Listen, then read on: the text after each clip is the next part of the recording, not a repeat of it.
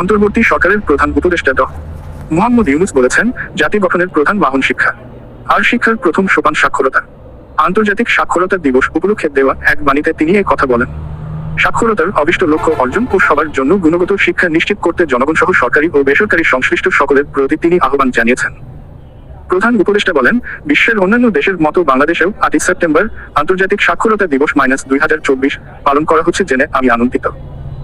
আন্তর্জাতিক সাক্ষরতা দিবস উদযাপনের মূল লক্ষ্য হচ্ছে দেশের জনগণকে শিক্ষা ও সাক্ষরতা সম্পর্কে সচেতন ও উদ্দীপ্ত করে তাদেরকে মানব সম্পদে রূপান্তরিত করা। মানুষের মৌলিক অধিকারগুলোর অন্যতম হলো শিক্ষা। তিনি আরও বলেন, দেশ গড়ার প্রধান হাতিয়ারও হচ্ছে শিক্ষা।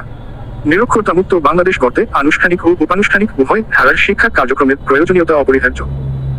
মায়ের ভাষায় সাক্ষরতা অর্জনের পাশাপাশি অন্য এক বা একাধিক ভাষা শেখার সুযোগ সৃষ্টি করে আমাদের শিশু, কিশোর ও যুবদের যোগাযোগ দক্ষতা বৃদ্ধি করতে হবে।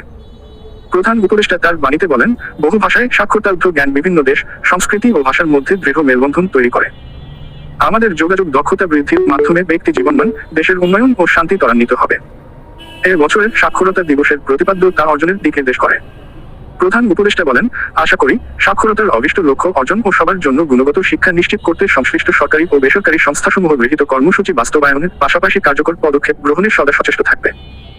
এজন্য আমি জনগণকে সঙ্গে নিয়ে একযোগে কাজ করার জন্য সংশ্লিষ্ট সকলের প্রতি আহ্বান জানাচ্ছি। তিনি বলেন, হে বছর দিবসটির প্রতিপাদ্য promoting multilingual education, literacy for mutual understanding and piece, যা বাংলায় মূলভাব, বহু ভাষায় শিক্ষার প্রসার, পারস্পরিক সমঝোতা ও শান্তির জন্য সাক্ষরতা সময়োপযোগী হয়েছে বলে আমি মনে করি।